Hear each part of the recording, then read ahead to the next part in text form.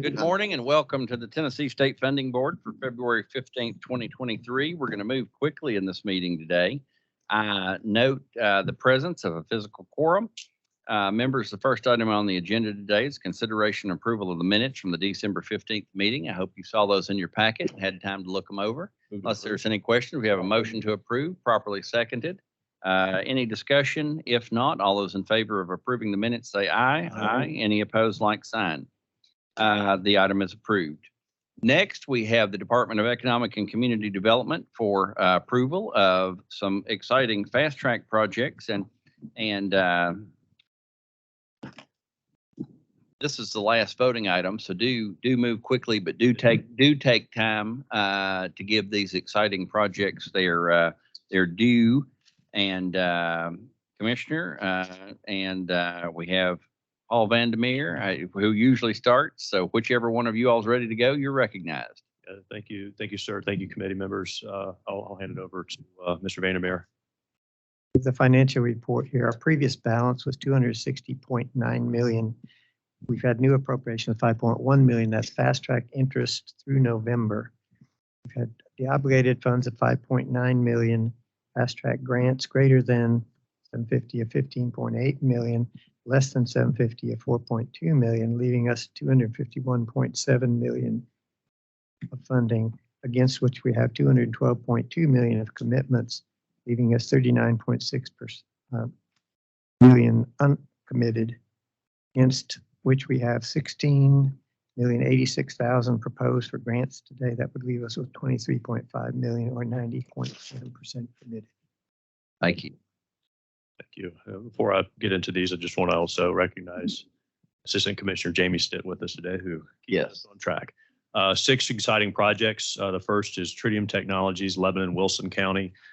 They design and manufacture proprietary hardware and software to create advanced and reliable direct current fast chargers for electric vehicles. If you guys may remember, back in 2022, we committed to the company committed to create 510 net new jobs for a $15 million capital investment. We provided an incentive, so they're adding to this, which is exciting. They're committing to create an additional 268 full-time jobs above and beyond the 510 that they committed to last year, for a total of 778 jobs, making an additional $9.7 million capital investment. Their hourly wage of $24.22 compares to the county median wage of $17.07. We're asking the board permission to increase the existing $1,020,000 fast track training assistance program funds by $536,000 for a total of $1.556 million. So again, the current request is to increase the fast track job training assistance program funds by $536,000. The second is Saxco International, Franklin Williamson County. Saxco is the leading provider of packaging and printing solutions for the wine, beer, spirits, and food industries. They're going to relocate their back office and HQ operations out of California to capitalize on an increase in talent level, grow their presence in the eastern portion of the United States, and to increase efficiency. They've committed to create 100 net new jobs and make a $2.5 million capital investment within 5 years. The company will have an hourly wage of $42.11 for these new positions, which compares to the county median wage of $21.53.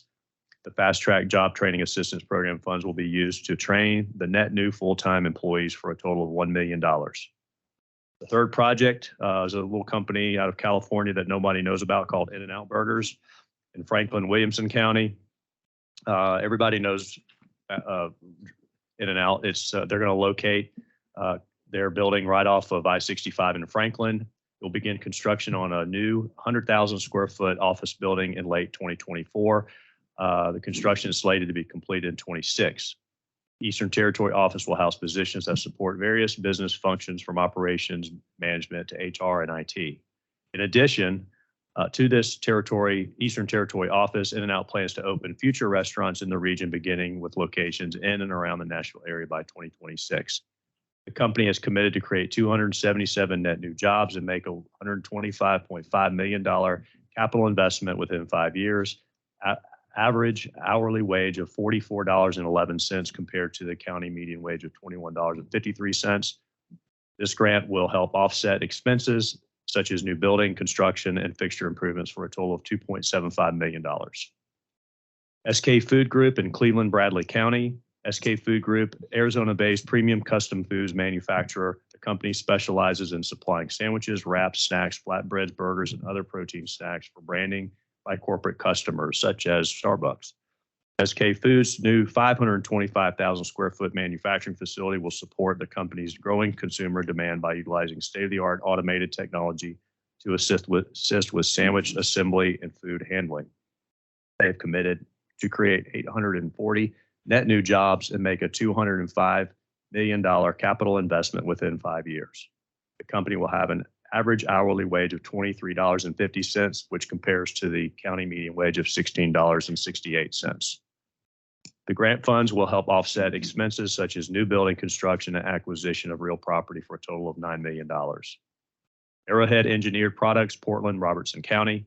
Arrowhead Electrical Parts has become a worldwide distributor of non-discretionary mission-critical aftermarket replacement parts.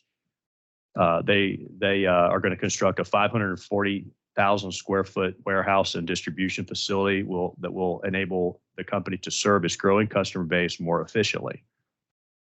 The company has committed to create 414 net new jobs, make just over a $19 million capital investment within 5 years.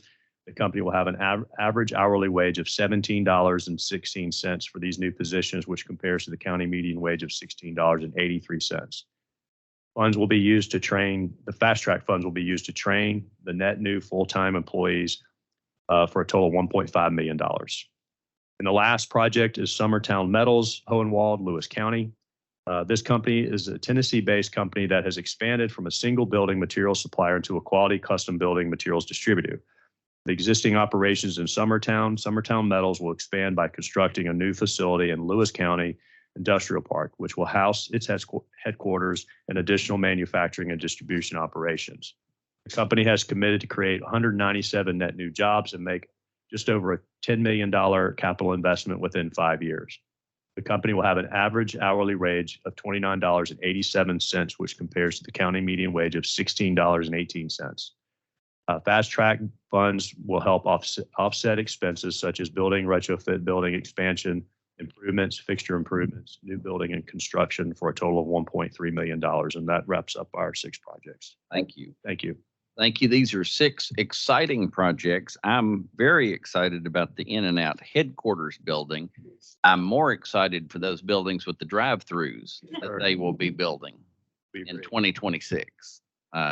Members, any questions or comments? If no objection, we'll take all seconds. Thank you. So the motion is to approve all items at once, have it properly seconded. Commissioner, let me ask you, have the companies that you mentioned in those 6 items signed the incentive acceptance forms and fully understand the agreements? Sir. Have the checklist been completed for each project? Yes, sir. And do all the projects mentioned include accountability agreements which provide protection to the state in the event that the entities cannot fulfill their agreement? They do. Yes, sir. Thank you. Thank you. Members, unless any other questions or discussion, appreciate all those in favor saying aye. Aye. Any opposed, like sign. The items are approved. Thank you. Thank you. Next, that was the last voting item on the agenda today. We have 2 reports and an acknowledgement. The next item is a report on the notice of default regarding the Industrial Development Board of the Metropolitan Government of Nashville and Davidson County. Steve Osborne and Sheila Reed from Local Government Finance, you're recognized. Thank you, sir. Members of the board. The Industrial Development Board of the Metropolitan Government of Nashville, Davidson County reported that it failed to pay a portion of its interest payment on its 2015 Bellevue Mall tax increment.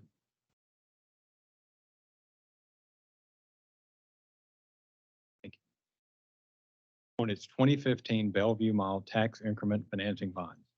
Bonds were issued for the construction of TIF-related projects for a mixed-use development on the site of the old Bellevue Mall. Bonds are secured by tax increment financing. Notice was timely filed with our office. This is not a default as defined under the indenture or the bond contract, but it is defined as a default under the state funding board guidelines.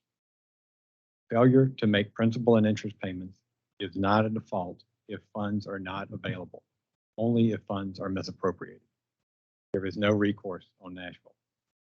According to the default notice, sufficient funds were not available to fund the December 1, 2022 debt service payment, requiring funds to be transferred from the debt service reserve fund, leaving an unpaid balance of $45,690.99. The transfer of funds from the debt service reserve fund fully depleted the debt service reserve fund. Based on projected tax increment financing revenues, there may be insufficient revenues to fully fund the debt service reserve fund payments and to future debt service payments and to replenish the debt service reserve fund.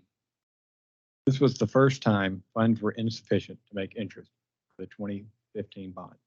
However, debt service reserve fund for the 2015 bonds has had draws on it since 2019. Draws in 2019, 2020, 21, and 22. The last draw being insufficient by $45,690.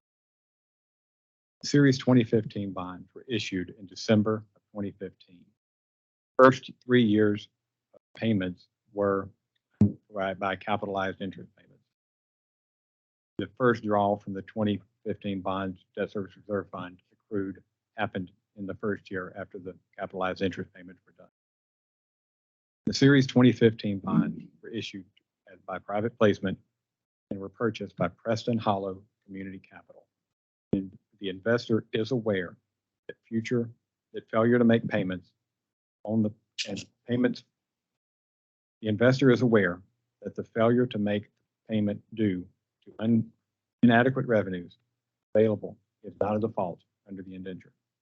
Preston Hollow is a Dallas-based investment firm that, according to their website, provides specialized impact financing solutions for projects of significant social and economic importance to local government communities in the United States. Thank you very much. Members, this is a report item only. There's no vote or action necessary. Any immediate questions in regard to this matter? If not, we appreciate the receipt of that report. Next item on the agenda is a report of notice of default by the Economic Growth Engine Industrial Development Board of Memphis and Shelby County, Tennessee. Again, you all are recognized. Thank you. The Economic Growth Engine of Memphis and Shelby County, or EDGE, filed 2 notices of default in connection with their 2017 C and 2017 D Graceland bonds. Both default notices were filed timely. The debt service reserve funds have been exhausted for both series of bonds. These bonds are secured by tax increment financing revenues, tourist development zone revenues, and tourism surcharge revenues. According to communications from EDGE, performance of the Graceland campus continues to improve.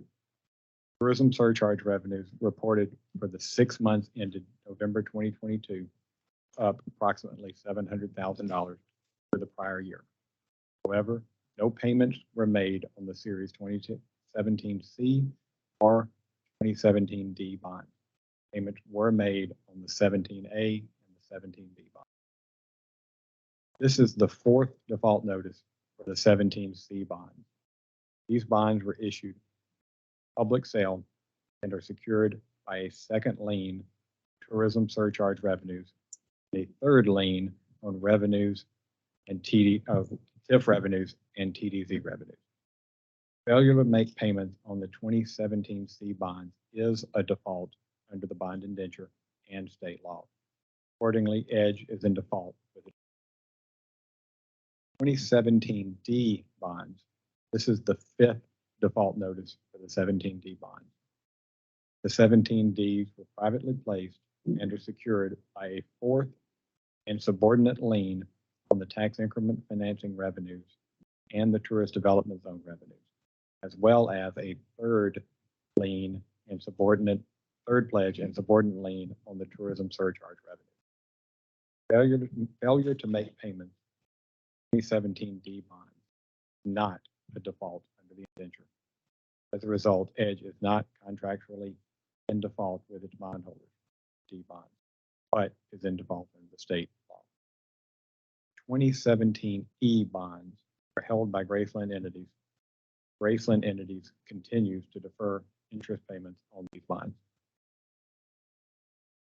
As you may be aware, Public Chapter 1029 that went into effect July 1, removed the portion of sales and local sales and use tax collectors and dealers without a physical presence in the state of Tennessee from the calculated countywide base year tax, or TDZs, in Shelby County.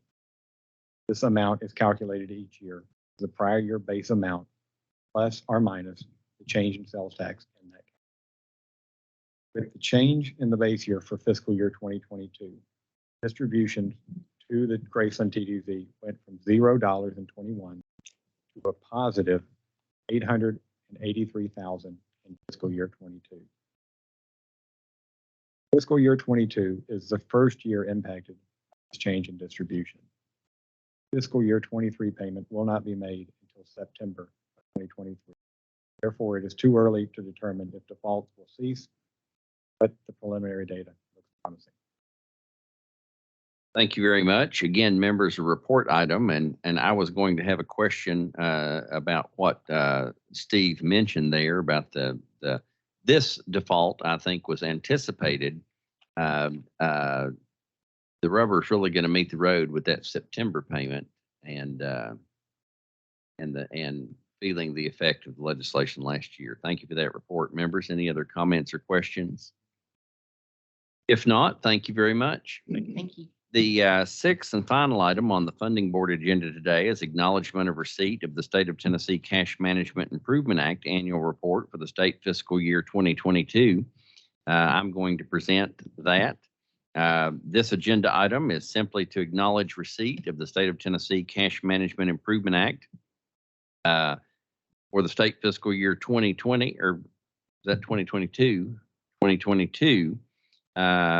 As compiled and presented by the Department of Finance and Administration. Great job. Must be perfect. Great job. Unless there's any questions or discussions, no vote is necessary, but we acknowledge receipt of the report. Members, any further questions or comments as far as the funding board goes? We have a motion to adjourn, properly seconded, and all those in favor of adjourning say aye. Aye. Any opposed, like sign. We are adjourned.